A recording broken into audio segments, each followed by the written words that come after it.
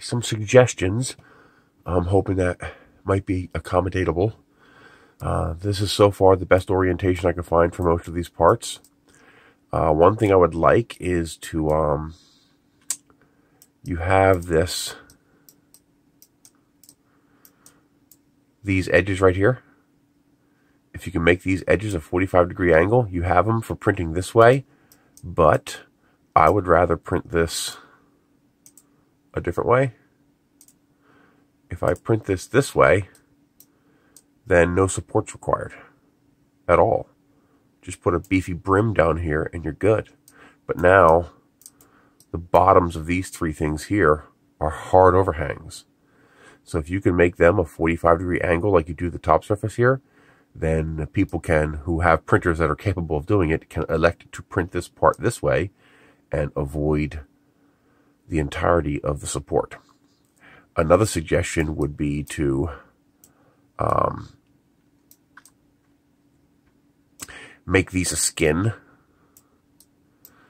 so that there is actually a wall here filling this space in on the back side. Like, see how this stuff sticks out right here? Have that here. So this is a solid surface, but it's indented. And then on these parts here, simply get rid of this part here and only have this part. You know, just this part right here. Whatever part of this always gets messed up. So basically, get rid of this entire chunk here and only have the solid part. You know, right there. Slice it off right there, so that the background of this is actually part of the hull here. That might make that a lot easier to print. These are fine. They're going to require support. That requires support. That's fine. This requires support. That's fine. These here, I decided to get rid of the support by simply dropping them into the bed. They won't slot into the nacelles, but that's okay. I'm just going to glue them on anyway. That eliminates the need for support there. I would suggest printing this large side down, since the large side will provide a more solid base for finishing off the rest of the model. Less wobble. I think I can print this entire primary hull standing on its end like this, with the shuttle bay and impulse drives, or the impulse drive sticking out the back. Okay, I think that will work. I would like to see you extend this all the way down to the edge here. It doesn't matter if it's truly scale, just extend that all the way down to the edge and you can just nip it off or something. But what this really needs, what this primary hull really needs, is this is a problem. You have this gaping opening here. Why? Why the gaping opening? It looks like this fills the space. So if this fills the space, why have this opening? If you can't fill this in for some reason, if you cannot open, you're off the view here. If you cannot fill this opening in somehow, then have a 45-degree angle structural support coming from here and going to the bottom of the primary hull. So this is the top of the primary hull. So actually, I can create a view for you. Hold on. There we go. So you see you have this dead overhang. It's the only dead overhang on the entire model.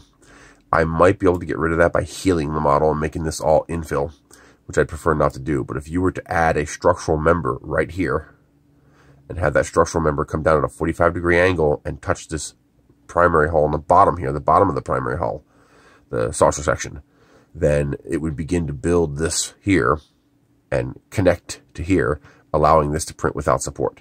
So if you would just add that 45-degree member from here to here, make it relatively thick. You know, you might as well have some beef to it. It's inside. You're never going to see it. So that little 45-degree structural support on the interior of the model here would allow this entire saucer section to print, I believe, without support. I think you can get away with it. Yeah, this whole thing could print without support. And a decent printer could handle it too.